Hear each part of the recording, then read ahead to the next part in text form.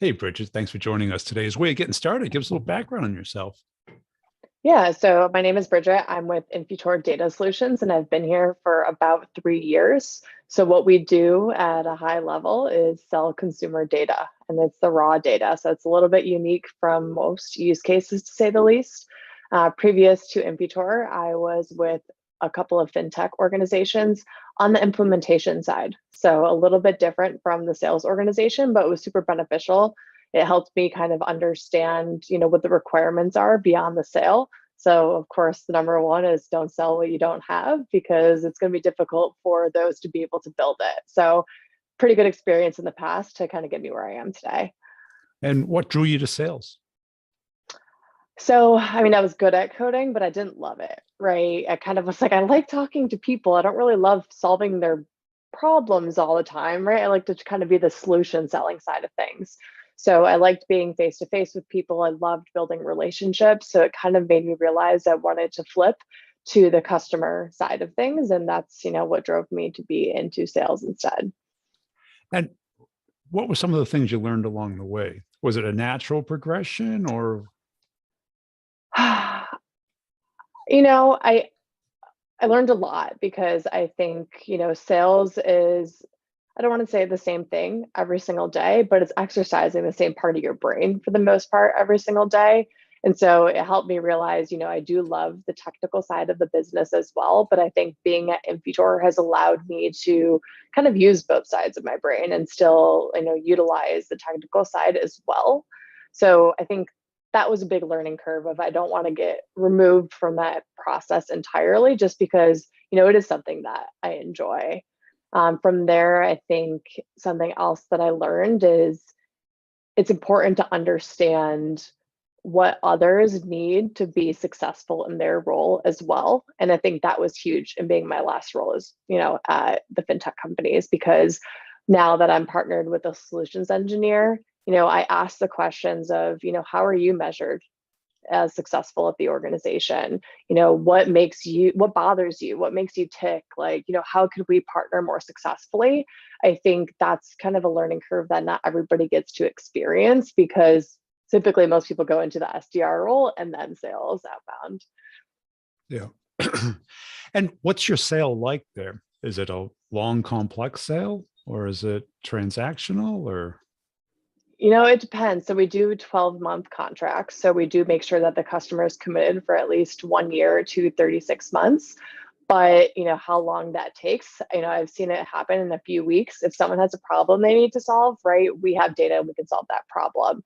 But sometimes, with organizations, it's complex and it's privacy and there's security. So I've seen it take, 12 to 36 months. It kind of just depends. But that being said, I think that's what's kind of so great is you get to experience both worlds. I think not every organization lets you have the opportunity to see both large deals, small deals, fast and long. And who are you selling to? Who in the customer side? Is it marketing or is it customer support or? So that's what's interesting about us. It's everything. So being that we sell consumer data, it's anyone that finds data valuable. So it can be the marketing side of things, right? They're trying to target these people. It can be the customer success side of things, or retention or growth. It can be, is this person who they say they are at a fraud, lending situation? It Okay. can be, there's just so much. So sometimes we're talking to the product side, sometimes the data side, sometimes marketing. So you really have to kind of understand and be able to speak to every part of the organization, because you're constantly speaking with higher level and lower level people as well. And what do they care about? Because I'm sure there's a lot of people who sell consumer Yeah. data, right? Yeah, I think what's unique about us is we have the ability to provide data with a single source. So I think a lot of companies, they're really good at property data, or they're really good at marketing. Like there's a LiveRamp, right? LiveRamp is really good at what they do, but they're really focused in what they do. And so when some companies are like, hey, we need data, they have to go to like 15 different places, right, to be able to achieve that. And what we're able to do is like, hey, we have a really solid identity graph of so many different things. You can just come to Infutor. You can get it from a single source. It's fast, it's high quality. So I think that's the biggest selling point for our customers, is just the fact that we can help you solve multiple challenges across your business through a single source rather than going to so many different organizations. And how long did it take you to become good or comfortable at selling this? I mean, I'm constantly learning. So I Yeah, think what's interesting about our space is it's growing. Through the pandemic, fraud and risk has exponentially taken over the really. data industry, right? Like, because the people that are making challenges in that industry are only getting smarter. We're depending more on our phones. You now don't have to go into a bank to be able to create an account, right? You can do that all from your phone. So we're constantly having to adapt and understand industries and how our data can make an impact. So I'm never comfortable, but I think I became an expert probably like about 9 months in, where I feel comfortable knowing our data, knowing its capabilities, knowing its strengths, its weaknesses, more importantly, so that when people come to us with new challenges or use cases, I understand, like, I think I can help you versus this is probably not a good fit, because that's the hardest part I think about our deals is knowing when you can help and knowing when you need to walk away. And how do you keep the deal moving? Because I got to believe there's probably like a demo of some kind, Yeah. and they're So probably wowed. But is there a proof of concept after that, or is it go, no go? yeah, so there's actually nothing to demo because it's Really? raw data. Yeah. Yeah. So we're kind of selling like what you can do. Like, we literally emails, think about this: emails, phone numbers, addresses, demographics on consumers. Where do they live? Where do they live 10 years ago? We have all that information, but we're selling it to you in a raw form for your data company to be able, or your data organization to be able to take that in and blend it into your use case. So what we typically do is, of course, what what's interesting is it's a little bit less of a sales pitch and it's a little bit more of, hey, tell me what your challenges are. Tell me how you're solving it today. Tell me where it's not successful. And then I'll tell you about where our data can fit into that and try to make some changes. And then we'll go through an evaluation process. Sometimes it's a POC that's a little bit longer. It kind of just depends on the use case.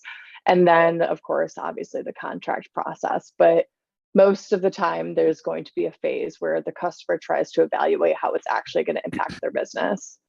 So you have to then deal with their data team, or Yes, for the most part. So, technical contact will always get involved, but that's not always just the important part. It's who's the end user, and then who is the actual piece of the organization that it's going to impact, because those can be three different things. And so, trying to understand the decision making process and who is actually involved is incredibly important. and have you had particular questions that surface that? Because they probably assign somebody to go contact you and learn about it, right? Is it Uh, we so Infutor, a little background, I guess. We are the original source compiler in the industry. So very cool background. Our CEO's late father literally founded the company in his basement. He realized a need in the industry and he started collecting this and compiling it. And so he started selling data to the largest data providers in the industry. And then we realized the need to say, hey, we can go directly to the end users that our largest customers are reselling your data to. And so most companies haven't heard of Infutor. It's quickly becoming more of like, oh yeah, I've heard of you before.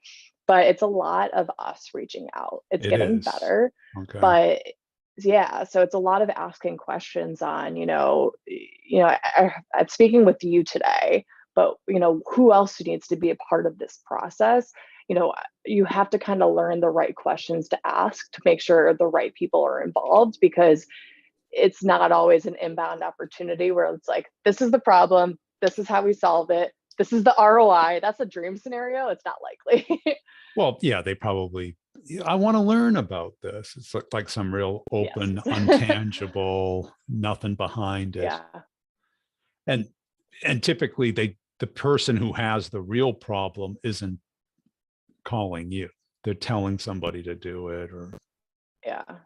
Yeah. And it's, I mean, so many times, right? The decision maker is a chief marketing officer. 9 times out of 10, you're not getting him on the phone and you might never actually speak to him. So, or her. So, it's not always the matter that you're going to have the decision maker on the phone. But I think when that is the case, I just try to make sure I understand that the decision maker is at least up to date in knowing exactly what is going on. If it's like, hey, I haven't talked to the decision maker in like 3 weeks on this project, that's a red flag to me. They should be constantly at least updated. and where does the deal get stuck? Is it in this POC thing, or is it, oh, you do the POC, it looks good, but they're not saying there's nothing wrong with it, there's plenty of money, it's just not happening? Yeah, I think honestly, because it's not, there's the LinkedIn, right? Where it's like black on white on what Sales Navigator is capable of doing. There's typically budget allocated to that type of solution, and somebody's searching for that type of solution. A lot of the times when we go in, we're opening up the eyes of possibilities and capabilities that an organization didn't even know existed. Right. And so I think where things typically get held up is we'll show the ROI, we'll show the impact, but they still have to figure out where that budget is coming from and the decision making process for themselves. They still need to figure it out because it's not something that's typical at their organization, especially if it's new. It's not always, but I would say for the most part, that's a lot of the time where things get stuck up is, okay, I need to build a business case so I can get budget approval. Right. And and you're looking for the problem that your products fixes in business Yeah. terms. Pretty much. So, I mean, we did value selling at Infutor. And so it's not just the problems, but we try to get to the point of, because we know we solve X, Y, and Z problems, like what overall business issue are you trying to achieve that these problems solve so that we can allocate budget to that business issue, right? It's not, oh, solve these 3 problems, because typically those problems don't have a budget, but like, what is the overall thing that this is helping us solve for you? And that's what we try to push for to try to get that budget allocated. Yeah. And so do they ever give that to you, or do you have to create that, or is it kind of a negotiations? Because the It person, goes, they just want information, right? And they're like, well, yeah, I don't know how the company works or fixes. yeah, it depends, I would say, on the prospect. Me, myself personally, I try to build a relationship with everyone I speak to. So it gets to the point of, okay, we've got here, we're a partner now. Let's do this together. Let's figure out what you need. Let's make sure that your organization understands who Infutor is. Here are the costs. If we need to modify this to prove the value, let's do that. But let's figure out what the value is. I tried to be as involved as possible, but sometimes you will get the prospect that's like, I need to do this on my own, which is what it is. Yeah, that's when you know it's going to get stuck. And Yeah. do you have to do all the cold outreach yourself, or do you have a SDR, or? So we do have an SDR team. It's getting exponentially better. I think every organization tries to figure out how to make the perfect SDR team, right? But as soon as they're perfect, they get promoted to an AE and you got to fill that funnel back in. So Yeah. we recently hired we had an AE that moved over to managing our SDRs. So he's kind of gone across being an SDR, being an AE, he really understands our products and our solutions. And he's doing a really good job in helping make sure that we make the right hires. And our marketing team is awesome, especially through the pandemic and not being able to go to conferences. They've really stepped it up and making sure that our name is still getting known. We're still getting inbounds. It's actually kind of crazy that we're kind of like, okay, what's going to happen now that when there's inbounds, right? And we can actually go to conferences, that's going to double because we've been able to kind of accomplish as much, if not more, without these conferences. And what were some of the milestones as a salesperson that you kind of noticed? Because I'm sure you had to grow pretty quickly. When we heard about like learning the product, which is critical, but there's a lot more Yeah. to it than that. I mean, I think when you're new, there's those nerves, right? And you're trying to be this expert and you want to answer all these questions. But I think the biggest milestone is just honestly being able to say, I don't know. and being able to say, I'm going to follow up after this call with you with the right answer, but I don't feel comfortable answering this for you incorrectly. I think that was the biggest thing, because you're constantly just trying to figure out, okay, how am I an expert? No one's ever an expert. You're constantly learning. And so being able to admit what you do know and what you don't know, I think is a huge milestone for anybody in their career. From there, I think, honestly, becoming an expert in my customers' industries, not just my own. So I was a quick learner in what I was able to do at my organization. But as soon as I started understanding everyone else's use cases, I was like, oh, I've done this before, right? Like, I know where this is successful. I know where I can help you. I know where I can't help you. I think that was another key milestone, to say the least. And then maybe the last I would say is, and this is I think everyone says it, but people buy from people. But I think once I realized, like, I don't want to be that pushy salesperson. I'm not that person in my everyday life. I literally want to, like, I want my customer to be as successful as I am. So once you kind of realize, I'm in it with my customer and I want them to be in it with me, that was something that kind of took me at another level, to be able to say, I can't help you with this. Let me refer you.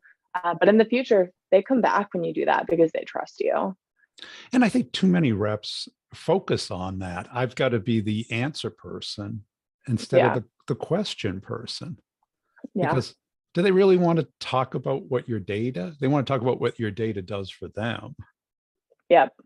That's actually, so we use Gong.io and I love it. And a lot of the times what I will do is go in there and I make sure that the customer spoke more than I did. And because in the beginning I would see that was 50-50 and I was like, that doesn't seem right. Like, I'm not asking enough questions. And once you see it's more towards that 60-40, you're kind of like, okay, I was asking a lot of questions. They were answering them. I left that call successful, because if it's just a conversation and you're going back and forth, you didn't ask enough questions, in my point of view. Right. And it stays about a commodity. Yeah. What does your data do different than the data I have, instead of Yeah. what do you want to accomplish? Yeah. 100%. I think my first calls, they know, I don't want to say very little about Infutor leaving that call, but they understand that I know what they're trying to achieve. And I've walked them through the ideas that I have that can help them accomplish that. And I say, okay, we're going to dig into who Infutor is, but I want to make sure I understand during this call, what you are trying to achieve. Like, this isn't successful if it's just an elevator pitch on who Infutor is. Who cares? Right? You can send them a link to a YouTube video for 100%. that. And now the next thing, or how did you learn about the industry? Because I like that, because especially when Yeah. you're talking to similar personas.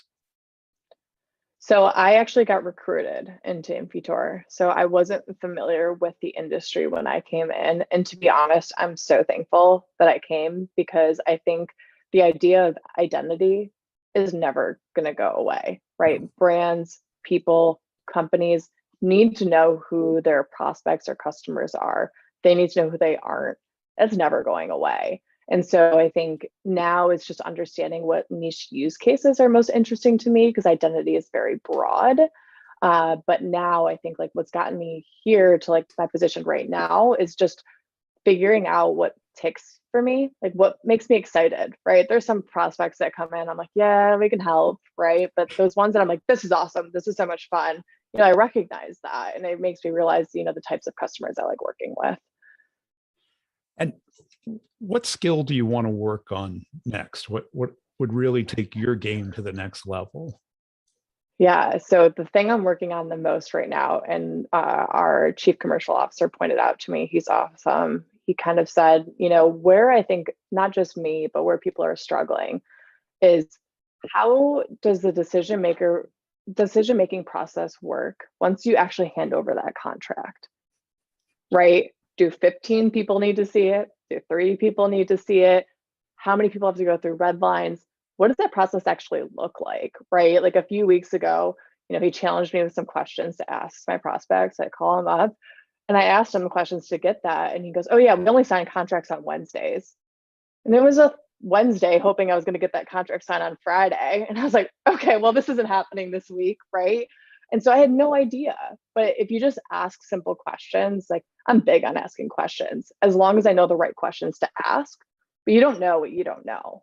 So I Well, think for me, right. it's trying to Yeah. understand, what questions to ask to be able to understand that process a little bit better. And is there anything that your marketing team is particularly helping you out to get those inbound? Yeah, our marketing team is awesome. So we have a podcast as well that is constantly evolving and getting people on. We have marketing that's, of course, across a couple of different platforms, and we are on a ton of webinars and speaking engagements and partnerships with our customers. We've also taken it to kind of the next level in engaging with external partnerships to our company. So, for instance, partnering with Snowflake has been great for us as well. We've really kind of taken the opportunity to leverage resources outside of us to create those inbounds. And what's the title of the person that you cold outreach to? Is it CMO? Is there a thing called chief data officer or There is, yeah, and there it is? completely depends on the use case. So, like if I'm going to a mortgage company or if I'm going to a brand, I'm reaching out to two completely different people. And that was a learning curve to understand, like, what do I say to this person that's going to make them responsive? One, and two, make them even understand what I'm saying. If I just say, hey, we have a ton of data, like they're like, what does that do for me? Congratulations. Right? Yeah. Yeah, they're like, cool, right. Like what does that data do for me? And so you have to be very specific with the use case, which sometimes, isn't, you could be wrong, right? Like you could reach out to a chief marketing officer and be like, if you're focused on growth right now, like, okay, that might not be his focus right now. So data is very, there's a lot of different things that it can solve for. So I think the answer, I guess, is it's tailored to the type of use case and the type of organization. But for the most part, I am reaching out to any chief level and any director level. And if you had to do it all over again, what would you have done differently? Pretty much what I just said is, Yeah, don't prospect with the data that you have and, the things that you have. Customers don't care what you have. They care about what you can actually solve. for them. So I think if I would have done that a long time ago, um, it would have been great. Also, I think I prospect 95% on LinkedIn and asking people if they can refer me to people.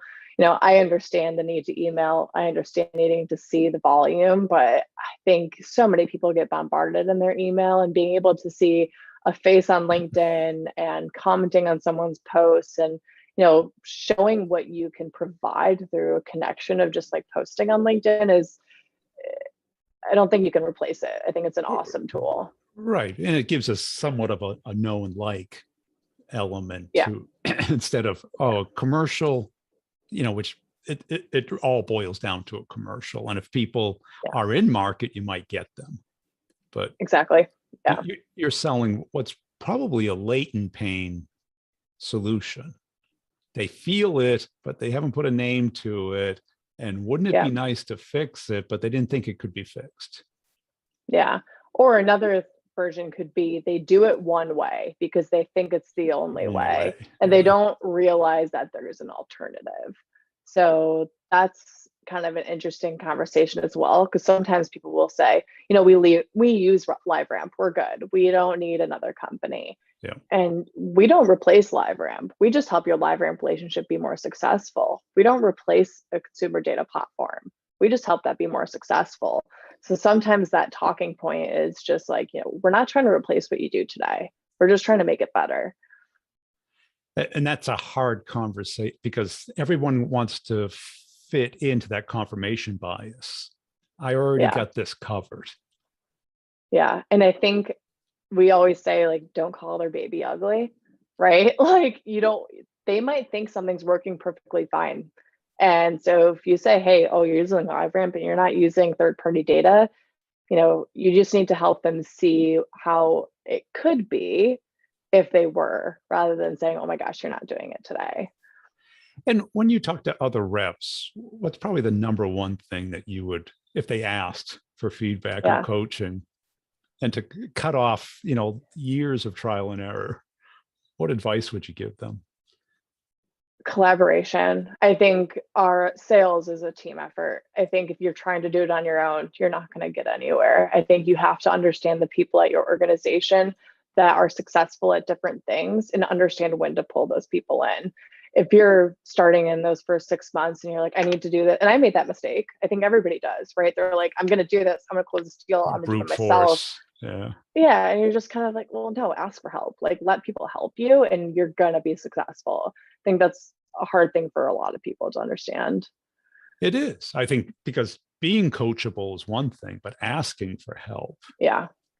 Especially now during COVID, right? You look at someone's calendar and you're like, when am I going to ask them for help? But 9 times out of 10, everyone will make time. And if they can't, they will point you to someone that can. Yeah.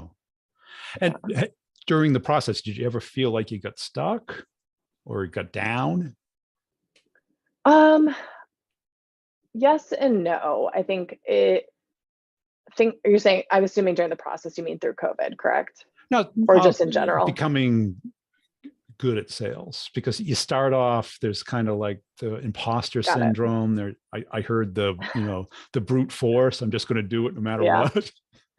The imposter syndrome is real. I think, I'm the type of person that I close the deal. If it's, $60,000, I'm like, congratulate me when it's 150. I'm like, this is, you know what I mean? Like, it's hard to just like recognize your successes sometimes, but I don't think I ever got down necessarily, but I think I'm just constantly trying to achieve more.